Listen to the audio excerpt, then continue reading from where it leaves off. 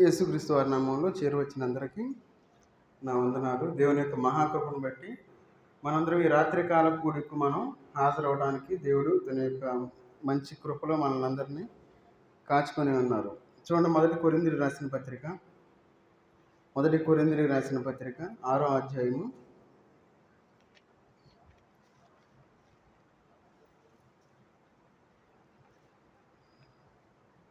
15-16 వచనాలు తీసిన చదవండి.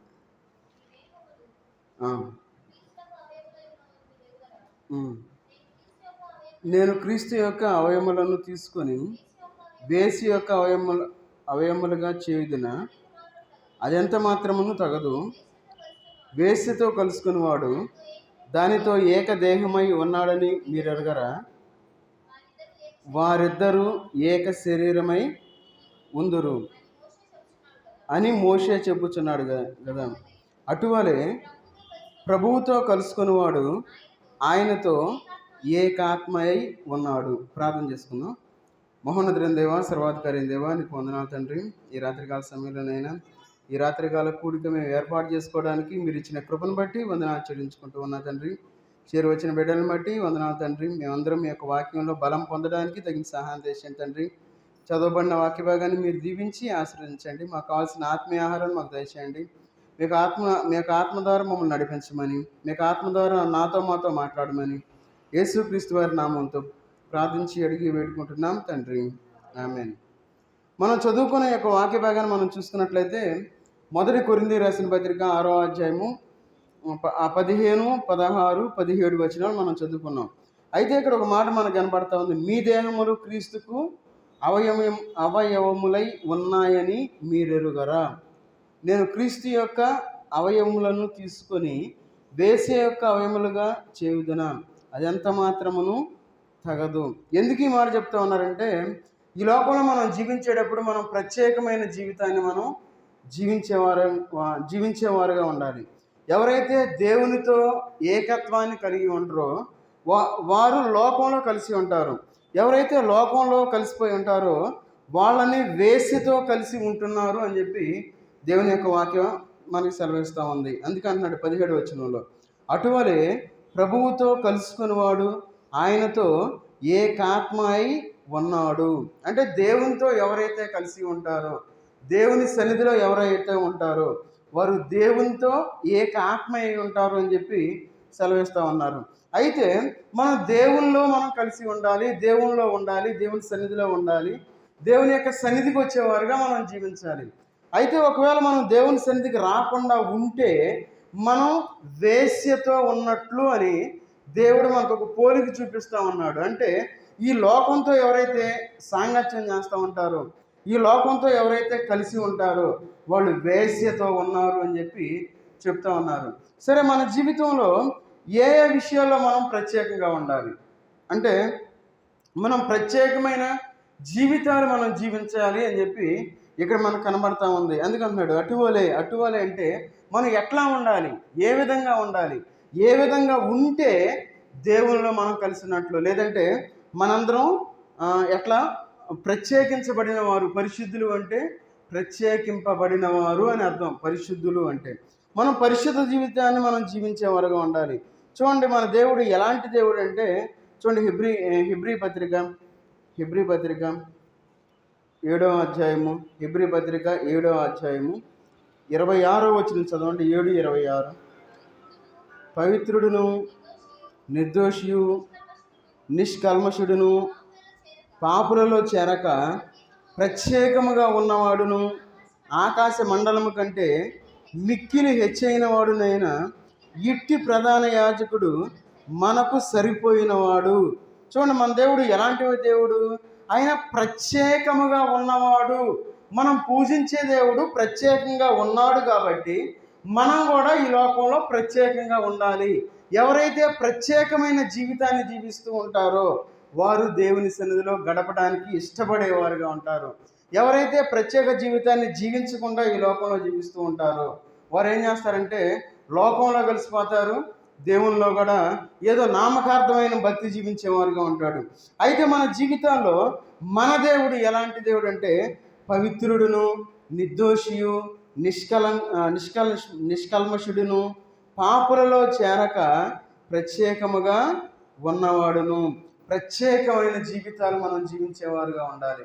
మన జీవితాలు ప్రత్యేకమైన జీవితాలు జీవించకపోతే మనం దేవుని యొక్క శక్తిని మనం చూడలేం, దేవుని యొక్క ఆశీర్వాదాలు మనం చూడలేం, దేవుని యొక్క కృపను మనం చూడలేని వారుగా ఈ లోకంలో ఉంటాము. కాబట్టి మనం ఖచ్చితంగా ప్రత్యేకింపబడాలి అని దేవుని యొక్క వాక్యం మనల్ని హెచ్చరిస్తూ ఉంది.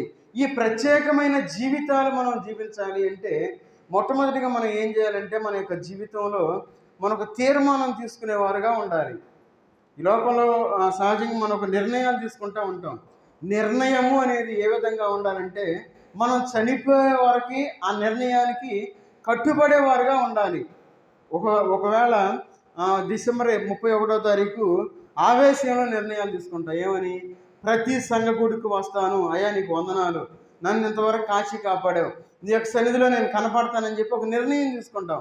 అయితే ఆ నిర్ణయం చొప్పున ఈ లోకంలో మనం గడపని వారుగా ఈ లోకంలో జీవిస్తూ ఉన్నాం. అయితే ఈ ప్రత్యేకమైన జీవితాన్ని జీవించేవారు ఎట్లా ఉంటారంటే చూడండి, సంఖ్యాకాండం 6వ అధ్యాయము, సంఖ్యాకాండం 6వ అధ్యాయము 1-2 వచనాలు చదవండి. మరియు యెహోవా మోషేకి ఇలాగ సెలవిచ్చెను, నీవు ఇశ్రాయేలుతో ఎట్లనుము, పురుషుడే గాని స్త్రీయే గాని యెహోవాకు నాజీరు అగుటకు ఎవరైనను మ్రొక్కుకొని తన్ను తాను ప్రత్యేకించుకుని ఎడల వాడు ద్రాక్ష రస మద్యములను మానవలెను. ఈ ప్రత్యేకత అనేది ఇక్కడ నాజీరు అనేది మనకు ఒక మాట కనపడతా ఉంది. నాజీర్ అంటే ఆత్, OATH, ఇంగ్లీష్లో ఆ మాట కనపడుతుంది. అంటే మనం ఈ లోపల ఒక ప్రమాణము అని మనం చెప్పుకోవచ్చు, లేదంటే ఒట్టు అని మనం అనుకోవచ్చు. మనకు తెలిసిన భాషలో అవి ఒట్టు పెట్టుకుంటున్నాను అంటారు చాలామంది. ఈ ప్రమాణం చేసే వాళ్ళు ఎట్లా ఉండాలంటే ఇక్కడ మనకు చూడండి కనబడతా ఉంది, పురుషుడే కానీ స్త్రీయే కానీ యెహోవాకు నాజీరొగ్గుటకు ఎవరైనను మ్రొక్కుకొని తన్ను తాను ప్రత్యేకించుకొనిన ఎడల. చూడండి, మన జీవితంలో తీర్మానం ఎట్లా తీసుకోవాలంటే ఒక బలమైన తీర్మానం తీసుకోవాలి. ఏదో పేరుకి నేను అనుకుంటున్నాను, మర్చిపోతున్నాను, మనకి ఏదైనా కష్టం వచ్చినప్పుడు లేదంటే ఒక బాధ వచ్చినప్పుడు మనం ఏం చేస్తాము? అయ్యా నా మొదటి బిడ్డ నీకే అనుకుంటాం. ఆ బాధ మర్చిపోయామనుకోండి, ఏమనుకుంటాం? మనకు ఆ మాట కూడా గుర్తురాదు. సహజంగా మనం అనుకుంటాం, నా బిడ్డ బాగా చదవాలి, మంచి ఉద్యోగం చేయాలి, దేవుని సేవ చేయాలంటాం. ఏదన్నా కష్టంలో ఉంటే లేదంటే అనారోగ్యంలో ఉంటే మనం ఏమనుకుంటామంటే నా బిడ్డ నీ సేవకేనయ్యా అంటాం. ఒకే మాట, అయ్యా నీ సేవకే వేస్తానని చెప్పుకుంటాం. కానీ ఎమ్మంటనే మన యొక్క మాటను మనం మర్చిపోయేవారుగా ఉంటాం. కాబట్టి మనం ఏం చేయాలంటే ఈ ప్రత్యేకమైన వారు ఈ నాజీరు చేయబడిన వారుగా ఉండాలి. ఈ ప్రత్యేకింపబడిన వారు అంటే ఈ ప్రమాణం అనేది గట్టిగా ఉండాలి. తీవ్రమైన ప్రమాణాలు మనం చేయాలి.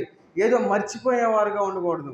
మన జీవితంలో మన బిడ్డలను నీకే అంటాం, మళ్ళీ వాళ్ళు ఉద్యోగం చేస్తే మనం సేవ చేయాలని చెప్పి ఇష్టపడేవారుగా ఉంటాం.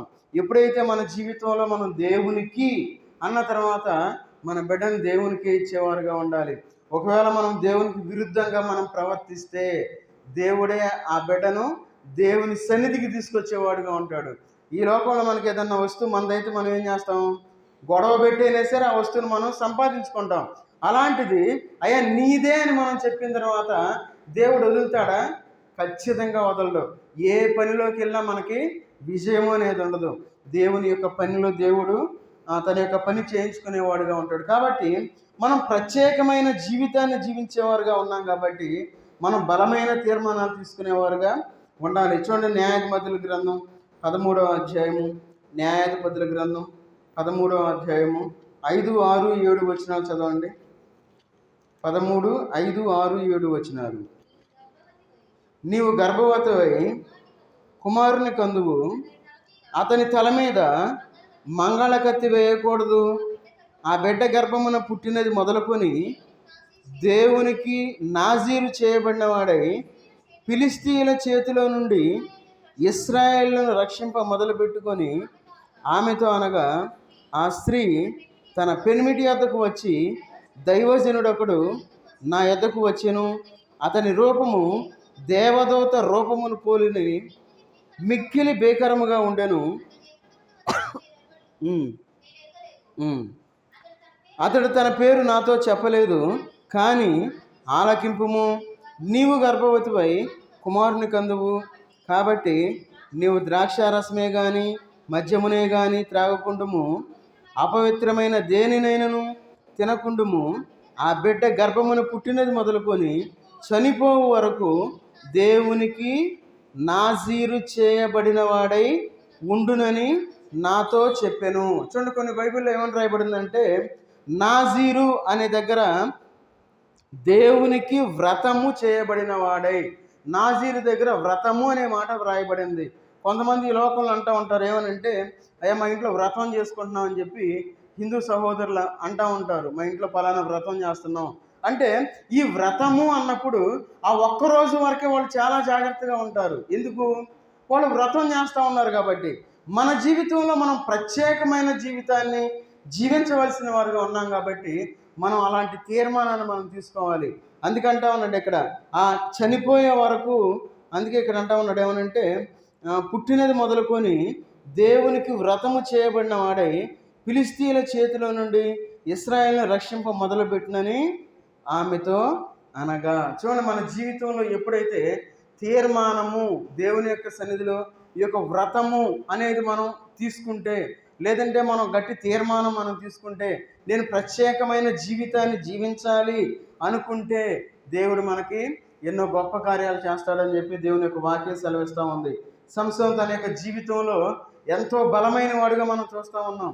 సహజంగా ఈ లోకంలో మనం ఈ మధ్యకాలంలో బాహుబలి 1, 2 సినిమాలు తీశారు.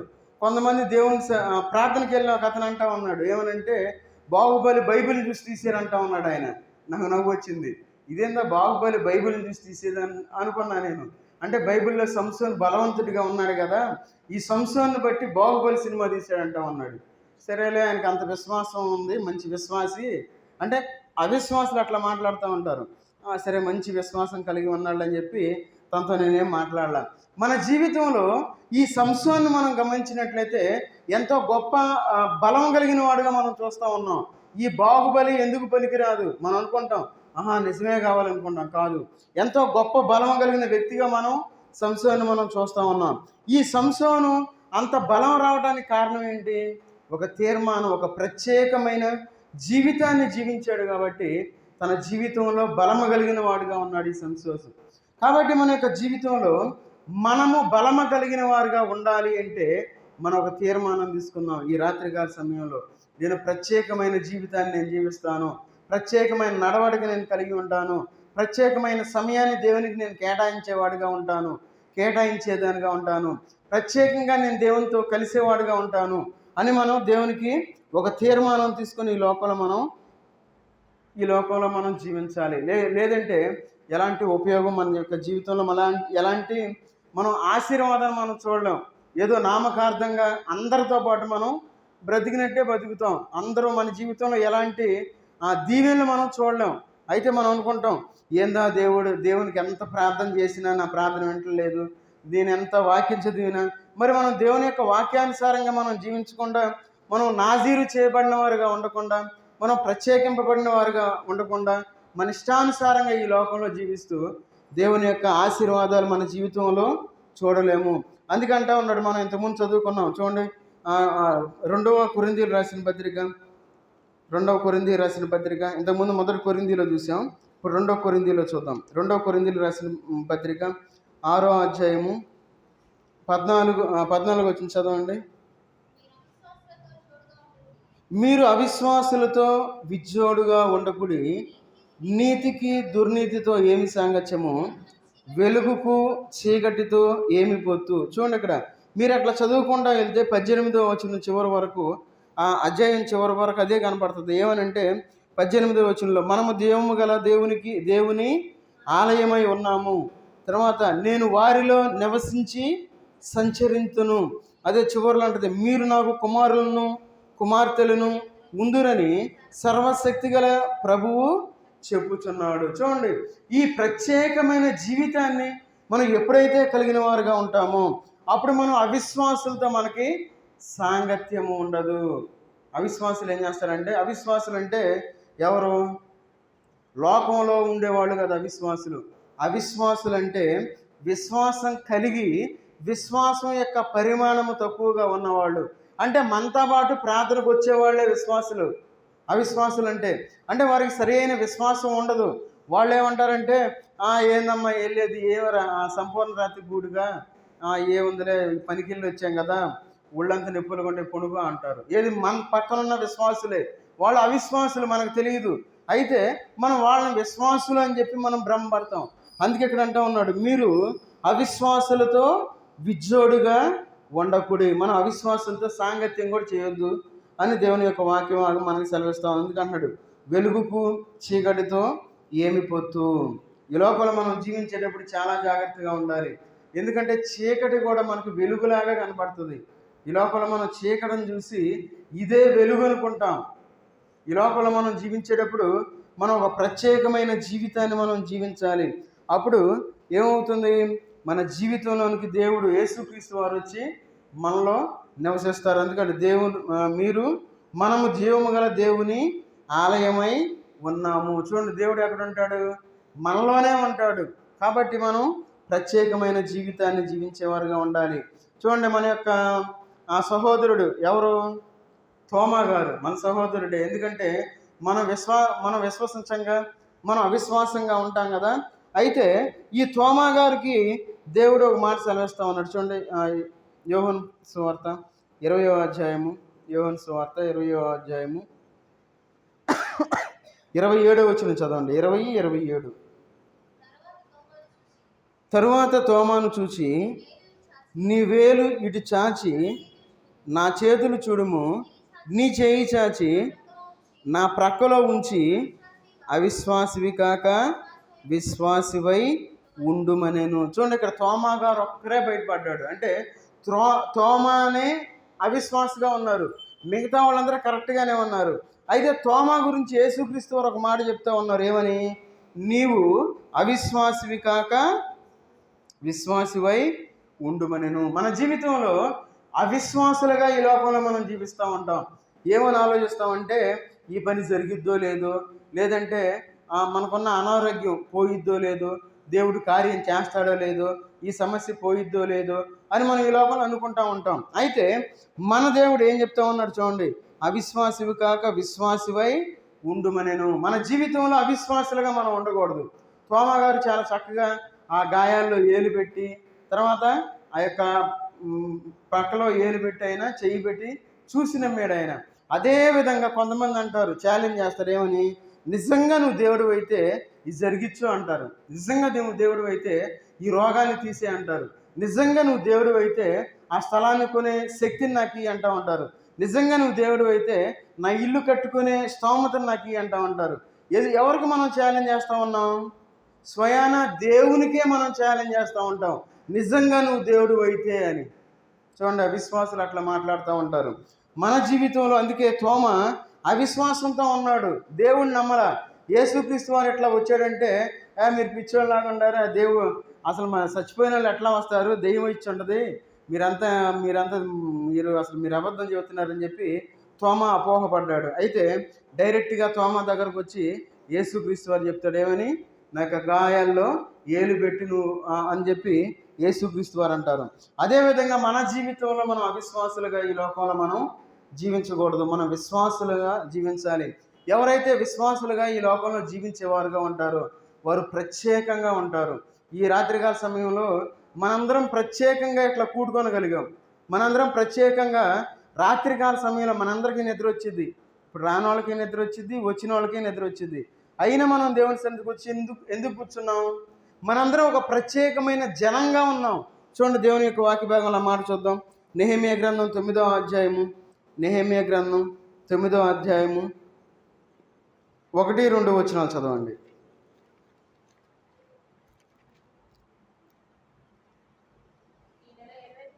ఈ నెల 24వ దినమందు ఇశ్రాయేలు ఉపవాసం ఉండి గోనె బట్టలు కట్టుకొని తల మీద ధూళి పోసుకొని కూడి వచ్చిరి.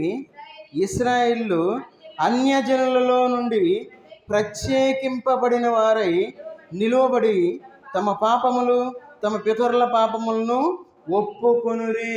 ఎవరైతే ఈ ప్రత్యేకమైన జీవితాన్ని జీవించేవారుగా ఉంటారో వారు ఏం చేస్తారంటే ఈ అవిశ్వాసుల్లో నుండి వేరుబడి వీరేం చేస్తారు? ఒక ప్రత్యేకమైన జనముగా ఉంటారు.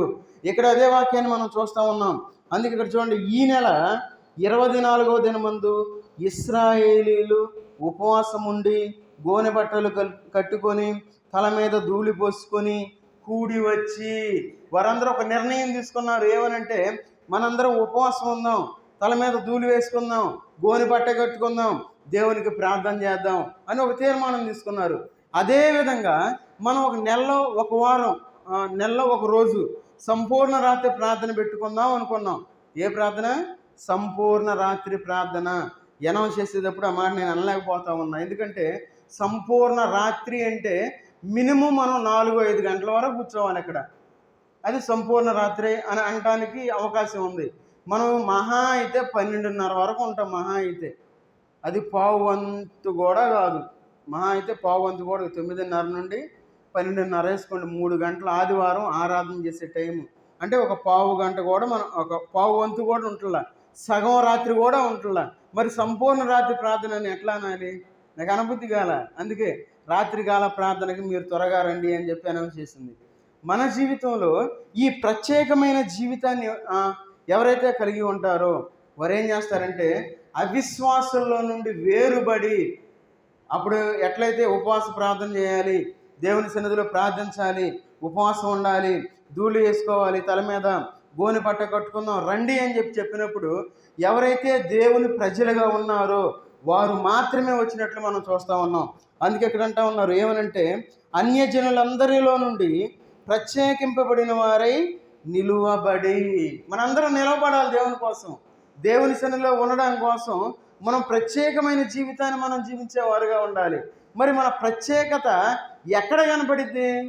అయ్యా నేను ఆదివారం వస్తున్నాను, దశంభాగం కరెక్ట్గా నేను ఇస్తున్నాను, నా పంటలో వచ్చిన పంటలో కూడా దశంభాగం ఇస్తున్నాను, నా మొదటి ఫలాన్ని ఇస్తామన్నాను, నేను అంతా కరెక్ట్గా ఉన్నాను, కానీ సంఘగుడికి నేను రావట్లేదు, సంపూర్ణ రాత్రి ప్రార్థనకి నేను రావట్లేదు, లేదంటే విజ్ఞాపన ప్రార్థనకి నేను రాలేకపోతున్నానంటే మనం ఫెయిల్ అయినట్లే, అవిశ్వాసంతో మనం ఉన్నట్లే. మన యొక్క విశ్వాసము లేదంటే ప్రత్యేకమైన జీవితం అనేది ఇక్కడ మనకు కనబడేదిగా ఉంది. మనందరం దేవుని యొక్క సన్నిధిలో ఈ ప్రత్యేకించబడిన వారుగా ఉన్నాము కాబట్టి ఈ రాత్రికాల సమయంలో మనందరం దేవుని సన్నిధిలో ఈ విధంగా మనం కూడుకొనగలిగాం. అందుకే ఇక్కడ ఏమంటా ఉన్నారంటే ప్రత్యేకమైన జనము అని మనకి ఇక్కడ కనపడతా ఉంది. ఈ ప్రత్యేకమైన జనముగా మనందరం పిలువబడ్డాం. ఈ ప్రత్యేకమైన జనంగా ఎందుకు పిలువబడ్డాం? దేవునిలో మనం ప్రత్యేకించబడి ఉన్నాం కాబట్టి. మరి ఎక్కడికి పిలువబడ్డాం? తెలివి గల వాళ్ళు అంటారు ఏమనంటే నిద్ర కాసుకొని ఉండవసరం లేదు, ఏం పర్లేదు, పొద్దున్నే లేచి ప్రార్థన చేసుకోవచ్చు, వాక్యం చదువుకోవచ్చు, ఎలాగపోయినా ఏం కాదు, దేవుని తెలుసుగా అంటారు. సింపుల్గా ఒక మాటలో మన యొక్క విశ్వాసాన్ని చెడగొట్టేవారుగా ఉంటారు. అయితే మనందరం దేవుని సన్నిధిలోనికి వచ్చాం. ఎందుకు? ఇది ప్రత్యేకింపబడిన స్థలము కాబట్టి. మనం కూడా అట్లా పొనుకొని పొద్దున్న లేచి ప్రార్థన చేసుకొని వాక్యం చదువుకొని కాసేపు ఏదో టీవీలో వాక్యం పెట్టుకొని లేదంటే ఫోన్లో వాక్యం పెట్టుకొని సరిపెట్టుకోవచ్చు. కానీ ఈ ప్రత్యేకమైన స్థలంలో మనం కూడుకోవడానికి మనం వచ్చి ఉన్నాం. చూడండి, ఏస్కేల్ గ్రంథం 42వ అధ్యాయము, ఏస్కేల్ గ్రంథం 42వ అధ్యాయము 20వ వచనం చదవండి. 42:20.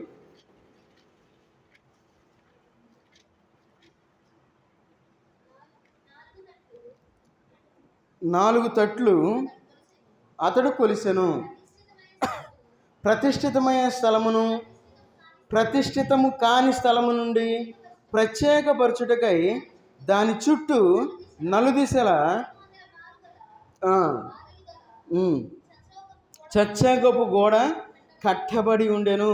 చూడండి, ఇక్కడ ప్రత్యేకమైన స్థలాన్ని మనం చూస్తూ ఉన్నాం. ఈ ప్రత్యేకమైన స్థలము అంటే దేవుని మందిరము అని మనం అర్థం చేసుకోవాలి. మనందరికీ ఇళ్ళు ఉన్నాయి, మనందరికీ స్థలాలు ఉన్నాయి, మనందరికీ పొలాలు ఉన్నాయి, అన్నీ ఉన్నాయి. అయితే మనం ఏం చేసాం? ఒక ప్రత్యేకమైన స్థలాన్ని ఏర్పాటు చేసుకున్నాం.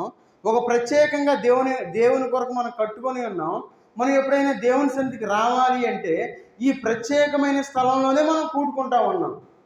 కొంతమంది అంటారు, ఏమంటారంటే ఇట్లా కూడుకోవసరం లేదు, యేసుక్రీస్తు వారు ఎక్కడైతే ఇద్దరు ముగ్గురు నా నామాన్ని కూడుకుంటారో అక్కడే ఉంటాను, కాబట్టి మందిరాలు అవసరం లేదు అని చెప్పేవాళ్ళు కూడా ఉన్నారు కొంతమంది. అయితే మరి అప్పుడు సపరేట్గా స్థలాన్ని ఏర్పరచుకొని ఎందుకు దేవుణ్ణి పూజిస్తూ ఉన్నారు, ఎందుకు దేవుణ్ణి ఆరాధిస్తూ ఉన్నారు, ఎందుకు దేవునికి ప్రార్థన చేస్తూ ఉన్నారు? వాళ్ళు కూడా అట్లా చేసుకోవచ్చుగా. అందుకే ఇక్కడ మనకు కనబడతా ఉంది ఏమనంటే, ప్రతిష్ఠిత స్థలమును ప్రతిష్ఠితము కాని స్థలము నుండి ప్రత్యేకపరచుటకై దాని చుట్టూ నలుదిశల 500 ఏనూరు బారలు గల చచ్చోకపు గోడ కట్టబడి ఉండెను. చూడండి, ఈ ప్రత్యేకమైన స్థలంలో మనం కూడుకొనడానికి దేవుడు మనకి ఒక మంచి సమయాన్ని ఇచ్చాడు. ఆయన ఒకవేళ నిద్ర రావచ్చు, కానీ మనం ట్రై చేయాలి నిద్ర పోకుండా ఉండడానికి. ఎందుకంటే పనుల భారం వల్ల నిద్ర వచ్చింది కాదంటలా, ఇంట్లో పనులు కానీ లేదంటే పొలం పనుల వల్ల కానీ నిద్ర వచ్చింది. కొంచెం కంట్రోల్ అయ్యి, ఒకవేళ నిద్ర వస్తే అక్కడ చల్లటి వాటర్ తీసుకొచ్చారు, కొంచెం మొహం కడుక్కొని మనం వచ్చి దేవుని సన్నిధిలో కూర్చోవాలి. సరే, ఈ ప్రత్యేకించబడిన స్థలంలోనే మనం ఎందుకు కూర్చున్నామంటే, దేవుడు ఈ స్థలంలో సంచారం చేస్తూ ఉంటాడు. ఆయన దేవుడు ఈ స్థలంలో నుండి మన కోసం దేవుడు ఎదురు చూస్తూ ఉంటాడు. ఎవరైనా సన్నిధిలోకి వస్తారు, ఎవరైనా సన్నిధిలో ఏ విధంగా దేవుని యొక్క వాక్యాన్ని వింటూ ఉంటారని చెప్పి ఆయన ఎదురు చూస్తూ ఉంటాడు. అందుకే ఈ ప్రత్యేకించబడిన స్థలము అని మనకి ఇక్కడ కనబడతా ఉంది. అదే దేవుని యొక్క మందిరము అని మనం అర్థం చేసుకోవాలి. ఇలాంటి దేవుని మందిరంలో మనం ఈ విధంగా చేరడానికి దేవుడు మంచి సమయాన్ని మనకిచ్చాడు, మంచి ఆయుష్ను మనకిచ్చాడు, ఆయన కృపనిచ్చి ఉన్నాడు. కాబట్టి మనందరం ఈ విధంగా దేవుని యొక్క సన్నిధిలో మనం కూర్చొనగలిగాం. తర్వాత దేవుని యొక్క సన్నిధిలో మనం ఎప్పుడైతే చేరతామో, దేవుని యొక్క సన్నిధిలో ఎప్పుడైతే మనం ఉండడానికి ఇష్టపడతామో, అప్పుడు మనకి ప్రత్యేకమైన విషయాలు మనకు తెలిసేదిగా ఉంటుంది. ఈ లోకంలో అనేక విషయాలు మనకు తెలుసు. అయితే ఈ లోకంలో మనం ప్రత్యేకించబడిన విషయాలు మనం తెలియాలి. చూడండి, హెబ్రీయులకు రాసిన పత్రిక ఎజ్రా గ్రంథం 10వ అధ్యాయము, ఎజ్రా గ్రంథం 10వ అధ్యాయము 11వ వచనం చదవండి. కాబట్టి ఇప్పుడు మీ పితరుల యొక్క దేవుడైన యెహోవా ఎదుట మీ పాపమును ఒప్పుకొని ఆయన చిత్తానుసారముగా నడుచుకున్నటకు సిద్ధపడి దేశపు జనులను అన్య స్త్రీలను విసర్జించి మిమ్మును మీరు ప్రత్యేకపరచుకొని ఉండుడి. చూడండి, మనం ఈ లోకంలో ఎట్లా ఉండాలంటే ఈ ప్రత్యేకమైన విషయాల మీద మనం శ్రద్ధ కలిగి ఉండాలి. అందుకే ఇక్కడ అంటా ఉన్నాడు, ఇప్పుడు మీ పితరుల యొక్క దేవుడైన యెహోవా ఎదుట మీ పాపములను ఒప్పుకొని ఆయన చిత్తానుసారముగా నడుచుకున్నటకు సిద్ధపడి. ఈ విధంగా మనం చేయాలి అంటే ఇది ఒక ప్రత్యేకమైన విషయం. ఇది సామాన్యమైన విషయం కాదు. దేవుని యొక్క సన్నిధిలో మనం గడపాలి అనే విషయం అనేది చాలా గొప్ప విషయం, ప్రత్యేకమైన విషయం. అది దేవుని సన్నిధిలో నేను ప్రార్థన చేయాలి అనేది ఒక ప్రత్యేకమైన విషయం. దేవుని సన్నిధిలో దేవుని యొక్క వాక్యాన్ని వినాలి, అది ఒక ప్రత్యేకమైన విషయం. ఇలాంటి ప్రత్యేకమైన విషయాల్లో మనం శ్రద్ధ కలిగిన వారుగా ఉండాలి. అందుకే ఇక్కడ అంటా ఉన్నాడు, ఏమని సిద్ధపడి ఆయన చిత్తానుసారముగా నడుచుకున్నట్టుకు సిద్ధపడి దేశపు జనులను అన్య స్త్రీలను విసర్జించి మిమ్మల్ని మీరు ప్రత్యేకపరుచుకొని ఉండుడి. ఈ లోపల మనం అన్నింటిని విసర్జించేవారుగా ఉండాలి. లోకాన్ని మనం విసర్జించాలి, లోకపు ఆశలు మనం విసర్జించాలి, దేవుని వైపు మనం చూసేవారుగా ఉండాలి. ఈ లోకంలో మనం కొద్దిసేపు నెలకొక ఉంటే మనకేమో నష్టం లేదు. మనం నష్టపోతాం ఏమైనా. మేము ప్రార్థనలో ఈ రాత్రికాల సమయంలో వచ్చి దేవుని సన్నిధిలో ఉంటే మాకు ఏదైనా నష్టము అంటే నష్టమే. ఏది? నిద్రపోద్దు మనకి. మనం మెలకువగా ఉండి మనం ప్రార్థన చేసేవారుగా ఉండాలి. ఈ మెలకువ కలిగి మనం ఎప్పుడైతే దేవుని సన్నిధిలో ప్రార్థించేవారుగా ఉంటామో దేవుడు అనేకమైన గొప్ప కార్యాలు మనం చేసేవాడుగా ఉంటాడు. చూడండి, ఆయన ఎంత ఆశ్చర్యకరుడంటే, ఉదాహరణ నేను చెప్తా ఉన్నా. ఎందుకంటే నా దగ్గర నిజానికి డబ్బులు ఏమి లేవు అంటే 5,000 అనొచ్చు. రేపు పిల్లలకి ఫీజులు కట్టాలి. జూన్లో పిల్లలకి ఫీజులు కట్టాలంటే ఒక్కొక్కళ్ళకి 18,000 20,000 అట్లా ఉంది. 18,500 ఒక్కొక్కళ్ళకి. 18 రోజులు 36 అంటే 40,000 ఫీజు కట్టాలి. అవునా కదా? రేపు సడన్గా 40,000 కావాలంటే ఎవరైనా ఇస్తారా? ఎవరు ఇయ్యలేరు. ఎట్లా వేస్తారు? ఎవరు ఇయ్యలేరు. సరే, రాత్రికాల సమయంలో నిన్న రోజు ఎట్లాగో దేవుడు చూడండి, ఒక సంకల్పం ఆన్లైన్లో మనకు ఉంటాయి కదా, దాంట్లో 1,80,000 ఇస్తామని పెడతా ఉన్నాడు.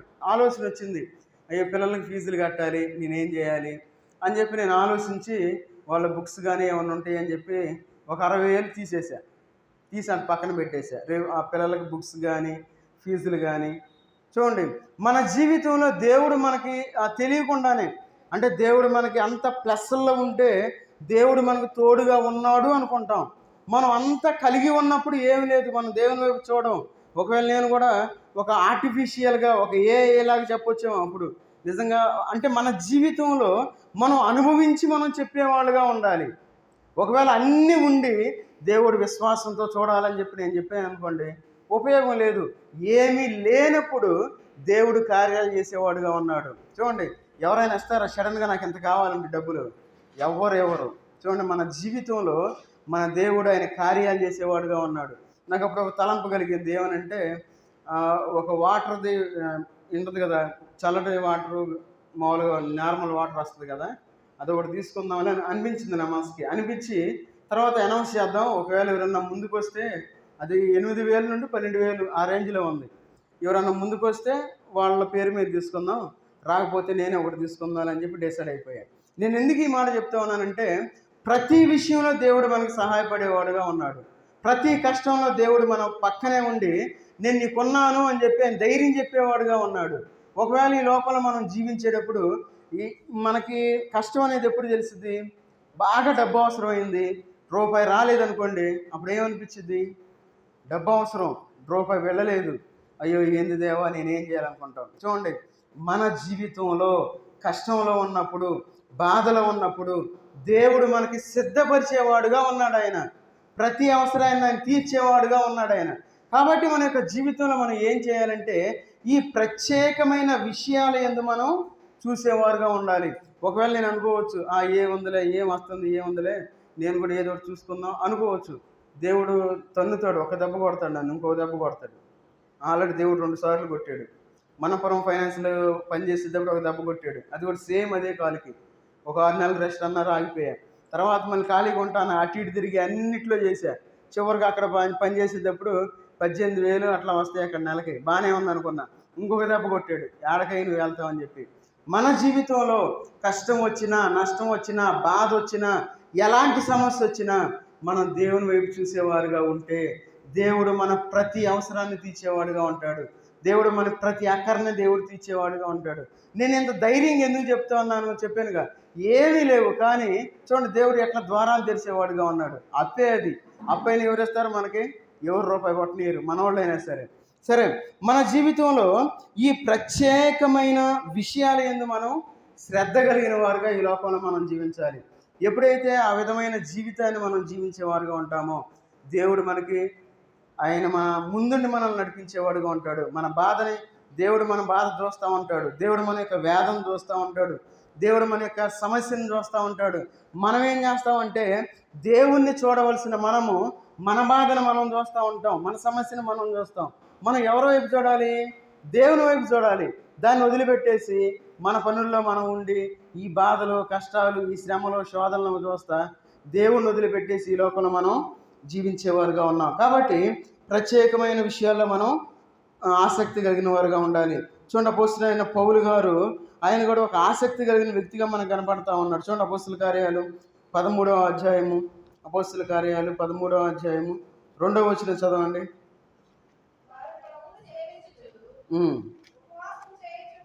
ఉపవాసము చేయుచుండగా పరిశుద్ధాత్మ నేను బర్నబాను సౌలును పిలిచిన పని కొరకు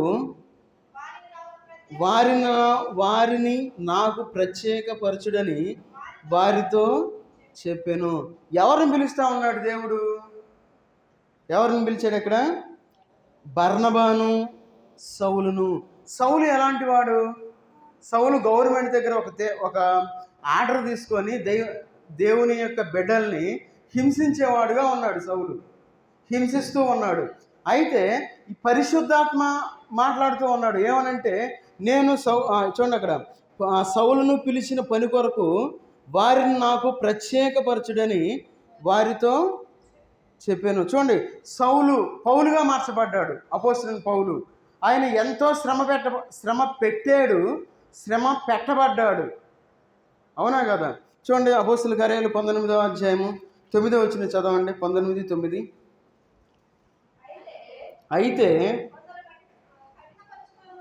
కొందరు తమ హృదయములను కఠినపరుచుకొని ఒప్పుకొనక జనసమూహము ఎదుట ఈ మార్గమును దూషించున్నందున అతడు వారిని విడిచి శిష్యులను ప్రత్యేకపరచుకొని ప్రతిదినము తూరన్ను అను ఒకని పాఠశాలలో తర్కించుచుండెను.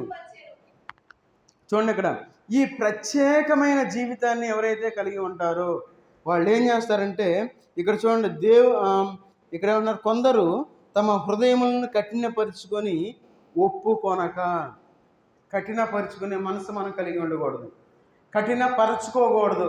ఏముందిలే అంటే మన హృదయాన్ని మనం కఠినపరుచుకున్నట్లే, ఏముందిలే, వెళ్ళకపోతే ఏమైందిలే, ఏం కాదు. చూడండి, ఈ ప్రత్యేకమైన జీవితాలు మనం జీవించాలి. అందుకే ఇక్కడ ప్రత్యేకపరచుకొని ప్రతిదినము తోరను ఒకని విద్యాశాలలో తర్కించుచుండెను. ఎందుకంటే దేవుని యొక్క వాక్యము అప్పటి నుండి తర్కము అంటే వాదనలు ఉన్నాయి. ఎందుకంటే దేవుని యొక్క వాక్యాన్ని వక్రీకరించేవారుగా ఉన్నారు. మనం కూడా ఏంటంటే దేవుని యొక్క వాక్యాన్ని వక్రీకరణ చేస్తే మనం సైలెంట్గా ఉండకూడదు, మనం మాట్లాడాలి. అయ్యా, నువ్వు చేసే తప్పు, నువ్వు మాట్లాడే తప్పు, అది వాక్యానుసారం కాదు, మీరందరూ ఈ విధమైన దారిలో ఉన్నారు, మీరు దారి మార్చుకోండి, మీ పద్ధతి మార్చుకోండి, మీ సహవాసాన్ని మార్చుకోండి, మీ యొక్క నడవడికని మార్చుకోండి అని మనం తర్కించేవారుగా, లేదంటే బుద్ధి చెప్పేవారుగా మనం ఉండాలి. మరి మనం ఆ విధంగా ఉన్నామా? లేదు. మనం ఏం చేస్తూ ఉంటామంటే, ఉదాహరణ, కొంతమంది పిచ్చి పిచ్చి మాటలు మాట్లాడుతూ ఉంటే నాకు కోపం వచ్చేసింది. పిచ్చి పిచ్చి మాటలు అంటే రోడ్డు మీద పడి మాట్లాడే కాదు, దేవుని యొక్క వాక్యాన్ని మేము బోధిస్తున్నాము అని చెప్పి ఏదో బరబర అంటూ ఉంటారు కొన్ని. మళ్ళీ ఆ మాట అట్లా అన్నా కొంతమంది కోపం, నీకెందుకు అంట, అదేం భాష, అది భాష కాదు, పిచ్చి మాటలు అవన్నీ. మన జీవితంలో మనం ఏం చేయాలి? ఖండించేవారుగా ఉండాలి. నువ్వు చేసే తప్పు అని చెప్పేవారుగా ఉండాలి. ఒకవేళ క్రమం లేని వాళ్ళు ఉంటే, మీరు చేసేది తప్పు అని మనం ఖండించేవారుగా ఉండాలి. ఎప్పుడు మనం చెవులు మూసుకునేవారుగా ఉండకూడదు, నోరు మూసుకునేవారుగా మనం ఈ లోకంలో మనం జీవించకూడదు. దేవుని కోసం నిలబడేవారుగా ఉండాలి. చూడండి, అపోస్తలుల కార్యాలు 9వ అధ్యాయము 9వ వచనం చదవండి. 9వ అధ్యాయము 9వ వచనం. అతడు 3 దినములు చూపులేక అన్నపానములేమీ పుచ్చుకొనకుండెను. ఎవరెతడు? ఎవరైనా? సౌలు గారు 3 రోజులు ఏం తీసుకోవాలా? 3 రోజులు దేవుని యొక్క సన్నిధిలో గడిపాడు అతను. 3 దినములు దృష్టి లేనివాడై తను ఒక అంధకారంలో ఉన్నాడు. అయితే దేవుడు మళ్ళా తనకి చూపునిచ్చినట్లుగా మనం చూస్తూ ఉన్నాం. అయితే చూడండి, 15 వచనం చదవండి. అందుకు ప్రభు, నీవు వెళ్ళుము, అన్యజనుల ఎదుటను రాజుల ఎదుటను ఇశ్రాయేలు ఎదుటను నా నామము భరించుటకు ఇతడు నేను ఏర్పరచుకున్న సాధనమై ఉన్నాడు. దేవుడు ప్రత్యేకపరుచుకున్నాడు సౌలు గారిని ప్రత్యేకించుకొని పౌలుగా మార్చుకున్నాడు. అనేకమైన శ్రమలు పొందినట్లు మనం చూస్తూ ఉన్నాము. అయితే మనం దేవుని కోసం మనం ఏదైనా శ్రమ పడేవారుగా ఉన్నామా? ఈ రాత్రికాల సమయంలో మనం పరిశీలన చేసుకోవాలి. ఎంత శ్రమ పడతా ఉన్నాం? మెలకువగా ఉండడానికే మనం కష్టపడతా ఉన్నాం. అయ్యో, నా నిద్ర, రోజు నిద్రపోతాం. రోజు మన సగం ఆయుష్ నిద్రకే పోయిద్ది, గమనించట్లేదు. చాలామంది ఉదయాన్నే లేవరు. ఉదయాన్నే లేకపోతే మన టైం ఎంత వేస్ట్.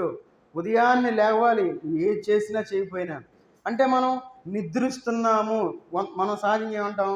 ప్రభువు నందు నిద్రించెను అంటాం. అంటే దాని అర్థమైంది చచ్చిపోయారు. మన జీవితంలో మన ఆయుష్ మనం బ్రతుకున్నప్పుడు ఎందుకు అట్లా ఉండాలి? మనం ఎందుకు నిద్రపోవాలి? నిద్రపోకూడదు. నిద్రపోవాలని లేచారు ఎమ్మంటనే నిద్రపోకూడదు. మనం నిద్రపోకుండా మనం దేవుని సన్నిధిలో. అందుకే చూడండి, కీర్తనకారుడు అంటాడు, కీర్తన గ్రంథం 1వ అధ్యాయము 1వ వచనం చదవండి. ఒకటి రెండు, దుష్టుల ఆలోచన చొప్పున నడువక, పాపుల మార్గమును నిలువక, అపహాసకులు కూర్చుండు చోట కూర్చుండక, యెహోవా ధర్మశాస్త్రమందు ఆనందించుచు దివారాత్రము దాన్ని ధ్యానించువాడు ధన్యుడు. చాలు, చాలా 3 మాటల్లో చెప్పేశారు. మన జీవితంలో ధన్యకరమైన జీవితం జీవించాలంటే, మనం ఫలించేవారుగా ఉండాలంటే 3 మాటలు ఏమనంటే, దుష్టుల ఆలోచన చొప్పున నడువక. దుష్టులు ఎవరైతే దేవుని సన్నిధికి మనం దూరం చేసేవాళ్ళు ఉంటారో వాళ్ళందరూ దుష్టులే, వాళ్ళ ఆలోచన మనకొద్దు. 2, పాపుల మార్గమును నిలవక. పాపుల మార్గం, వాళ్ళు అపహసించేవాళ్ళు, కామెంట్ చేసేవాళ్ళు కూడా పాపులే. చూడండి తర్వాత, పాపుల మార్గం నిలవక. తర్వాత అపహాసకులు కూర్చుండు చోటను కూర్చుండక. మనం ఒకళ్ళ గురించి కామెంట్ చేసి నవ్వి వాళ్ళ గురించి మనం చెప్పుకొని నవ్వుతూ ఉంటే మనం కూడా అపహాసకులమే. ఒకవేళ ఆ మనిషి ఉన్నప్పుడు డైరెక్ట్గా ఆ మనిషితో, అట్లా కాకుండా ఆ మనిషి లేనప్పుడు ఆ మనిషి గురించి చెప్పుకొని మనం నవ్వుకుంటే మనం అపహాసకులమే. అలాంటి జీవితాలు మనం జీవించకూడదు. ఎందుకంటున్నాడు, అపహాసకులు కూర్చుండు చోటను కూర్చుండక. 3-4 చేరితే చాలు, మనం పక్కన వాళ్ళ గురించే మాట్లాడుకుంటాం. వాళ్ళెట్ట వీళ్ళెట్ట, ఎడ చేసాడు అడ చేసాడు, వాళ్ళ లేపుకెళ్ళిపోయారు, ఎత్తుకెళ్ళిపోయారు, ఈ మాటలే, మిగతా ఏం మాట్లాడుకోం. అందుకే ఈ 3 చేయకుండా ఉండాలి. చేయకుండా ఉండి యెహోవా ధర్మశాస్త్రమందు ఆనందించు, అంటే దేవుని యొక్క వాక్యంలో మనం ఆనందించేవారుగా ఉండాలి. తర్వాత ఏమన్నాడు, దివారాత్రము దానిని ధ్యానించువాడు ధన్యుడు. వాక్యాన్ని మనం ధ్యానించేవారుగా ఉండాలి, వాక్యాన్ని చదివేవారుగా ఉండాలి, వాక్యాన్ని వినేవారుగా ఉండాలి. ఎప్పుడు ఎట్లా వినాలి? దివారాత్రము. మనం నిద్రపోకుండా దేవుని యొక్క వాక్యాన్ని వినడానికి మనం ఇష్టపడేవారుగా ఉంటే దేవుడు మనల్ని ఒక ఉన్నతమైన స్థితికి తీసుకొని వస్తారు. మన సెయింట్ థామస్ స్కూల్లో అమ్మాయి పేరు ఏం పేరు చేసుక, హదస్స అని ఒక అమ్మాయి పాప. అమ్మాయి 3 ఆ ప్లేస్ ఏంటంటే 3rd, 4th ప్లేస్ అనమాట 10th క్లాస్ మార్కుల్లో. ప్రీ ఫైనల్లో కూడా ఆమెకు అదే ప్లేస్ వచ్చింది, 4th ప్లేస్, లేదంటే 5th ప్లేస్ వచ్చింది. చూడండి, అమ్మాయికి దేవుని సేవకులు కానీ ఎవరైనా కనపడిన వెంటనే వందనాలు చెప్పింది, ప్రైజ్ లాడ్ అంటది. నేను కనపడినప్పుడు కూడా ప్రైజ్ లాడ్ అంకుల్ అని చెప్తా ఉంటుంది. సరే, ఎందుకు ఈ మాట చెప్తా ఉన్నానంటే, దేవుని యందు భయభక్తులు కలిగి ఉంది కాబట్టి అమ్మాయికి 593, 92 మార్కులు, 2, 3, 592 మార్కులు వచ్చినాయి. అమ్మాయి షాక్ అయి ఉంటుంది నాకు తెలిసి, దాంట్లో డౌటే లేదు. 4th ప్లేస్లో ఉన్న అమ్మాయికి 592 మాటలు రావటం అంటే అది ఇంపాసిబుల్. అమ్మాయి వాళ్ళ నాన్న పాస్టర్ గారు, వేరే సంఘం ఎక్కడో నాకు తెలియదు, పాస్టర్ గారు ఆయన కూడా. చూడండి, దేవునిలో ఎవరైతే ఉంటారో, దేవుని సన్నిధిలో ఎవరైతే గడుపుతారో, దేవుని వైపు ఎవరైతే చూస్తారో వారి జీవితంలో దేవుడు ఏం చేస్తాడంటే గొప్ప విజయాన్ని ఇస్తాడు ఆయన. అది మన జీవితంలో మనం కలిగి ఉండాలి. మన జీవితం ఎలాంటిదంటే నీటి బుడగ లాంటి జీవితం మనది. ఎప్పుడు పోతామో మనకు తెలియదు. మనందరం ఎంత సంతోషంగా ఉన్నాం కదా, మనందరం ఒకరినొకరిని చూసుకుంటూ ఉన్నాం కదా, మనం ఎప్పుడు ఏ క్షణం ఏం జరుగుతుందో తెలియదు. జమ్మూ కాశ్మీర్లోకి వెళ్ళారు. ఎందుకు వెళ్ళారు? కాశ్మీర్ చూద్దామని వెళ్ళారు. ఈ 2-3 రోజుల క్రితం జరిగింది. తీవ్రవాదులు వచ్చారు, అక్కడికి వచ్చి షూట్ చేసి పడేశారు. ఎందుకు తీవ్రవాదులు ఎందుకు? తర్వాత ఇంకో పని చేశారు వాళ్ళు వేరే రిలీజియన్ వాళ్ళు చెక్ చేసి మరీ షూట్ చేశారు. నాకు ఆ వీడియో ఒరిజినల్ అన్సెన్సార్డ్ వీడియో వచ్చింది. ఆ వీడియోలో ఏమైందంటే పడిపోయిన వ్యక్తులు ప్యాంట్ తీసినట్టు నాకు కనపడతా ఉంది. ఏందా ప్యాంట్ ఒకటి తీసినట్టుంది, అండర్వేర్లో కనపడతా ఉంది. ఏందా వీళ్ళు ఎట్లా చేసిన డౌట్గా ఉంది. ఎందుకంటే ఈ న్యూస్ ఛానల్స్ వాళ్ళందరూ సెన్సార్లు వేస్తారు, కాల్చినప్పుడు రక్తం కనపడకుండా చేస్తారు కదా, అన్సెన్సార్లో అది ఉంది. తర్వాత నాకు అప్పుడు అర్థమైంది, ఈ సున్నతి ఎవరైతే చేసుకోకుండా ఉంటారో ఆ సున్నతి చేసుకునే వాళ్ళందరినీ కాల్చి పడేశారు. సున్నతి ఎవరు చేసుకుంటారు? ముస్లిం సహోదరులు చేసుకుంటారు. చూడండి, తీవ్రవాదులు వాళ్ళు మతంలో తీవ్రవాదులు ఎందుకు అయ్యారు? నా మతం అని చెప్పి అనుకొని తీవ్రవాదం, నా మతం మంచిది, నా మతం గొప్పది అని చెప్పి జనాన్ని చంపే స్థితికి వాళ్ళు వెళ్ళిపోయారు. అది కూడా చెక్ చేసి మరి. మన విశాఖలో ఎవరో ఒక అతను అంట, చాలామంది వచ్చారు. చూడండి, నాకు అప్పుడు అర్థమైంది, వీళ్ళు అది కదా, అందుకే చెక్ చేసి కాల్చి పడేస్తుంటారు అనుకున్నాను. చూడండి, మన జీవితంలో ఒక ప్రత్యేకమైన జీవితాన్ని మనం కలిగి ఉండాలి. చూడండి, వాళ్ళు మతం కోసం ఒక ప్రత్యేకించబడ్డారు. వాళ్ళు చూసి మరీ కాల్చి వేసినట్లు మనం చూస్తూ ఉన్నాం. మన జీవితంలో మనం ఏం చేయాలంటే ఈ ప్రత్యేకమైన పని కలిగి ఉండాలి. మన పని ఏంది? దేవుని యొక్క రాజ్య వ్యాప్తి కోసం మనం కష్టపడాలి ఈ లోకంలో. ఆయన కోసం మనం ఎదురు చూసేవారుగా ఉండాలి.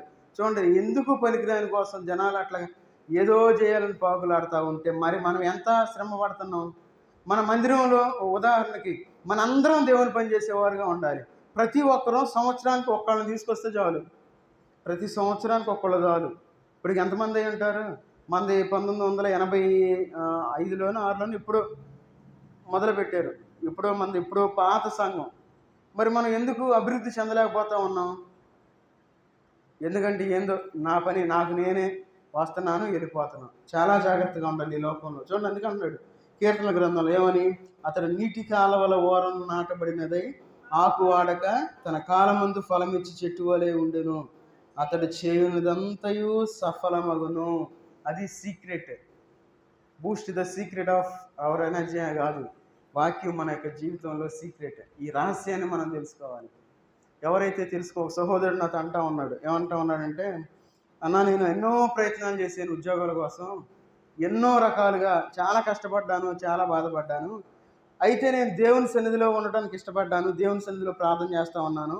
అయితే నేనేం బాగా చదవలేదు, చదవకుండానే దేవుడు నాకు ఉద్యోగాన్ని ఇచ్చాడు. నేను చాలా ఆశ్చర్యపోయాను. నేను ఇప్పుడు 50,000 శాలరీ, 5.5 శాలరీతో జాయిన్ అయ్యాను. నేను కష్టపడ్డాను, దేవుడు నాకు మంచి ఉద్యోగం ఇచ్చాడు, నాకు 60,000 రూపాయల శాలరీ వస్తూ ఉంది, దేవుడు 10 అంతలు దీవించాడు నన్ను అని నాకు సాక్ష్యం చెప్తాం. తన యొక్క సాక్ష్యాన్ని నాతో పంచుకున్నారు. మరి మనం అలాంటి అనుభవాన్ని మనం కలిగి ఉన్నామా? వస్తున్నాం, కూర్చుంటున్నాం, వెళ్తున్నాం, మహా అయితే ఏం చెప్పుకుంటాం అంటే, అబ్బా వాక్యం భలే ఉంది అనుకుంటాం. ఏం ఉందలే వాక్యం, నిద్ర వచ్చిందంటాం. అట్లా కాదు. మన జీవితంలో దేవుని వైపు మనం చూడాలి, బల్ల గుద్ది మనం మాట్లాడాలి, ధైర్యంగా ఉండాలి. ఉసూరుమంట ఈ లోకంలో మనం జీవించకూడదు. తర్వాత భవ్య పాపం చాలా కష్టపడింది, చాలా భయపడింది. చూడండి, దేవుడు 444 మార్కులు ఇచ్చాడు దేవుడు. చూడండి, దేవుని శక్తి ఆ విధంగా ఉంటుంది. నాకైతే అమ్మాయిని చూస్తే పరీక్ష లెటర్ రాసిద్దాం అనుకున్నాను నేను భవ్య విషయంలో. మన భవ్య తెలుసుగా, ఎట్లా రాసిద్దో, మార్కులు ఎట్లా వస్తాయి అనుకున్నా. చూడండి, 444 మార్కులు ఇచ్చాడు దేవుడు. మామూలు విషయం కాదు 444 మార్కులు అంటే. మన జీవితంలో అలాంటి ప్రత్యేకింపబడిన వారుగా ఉండాలి.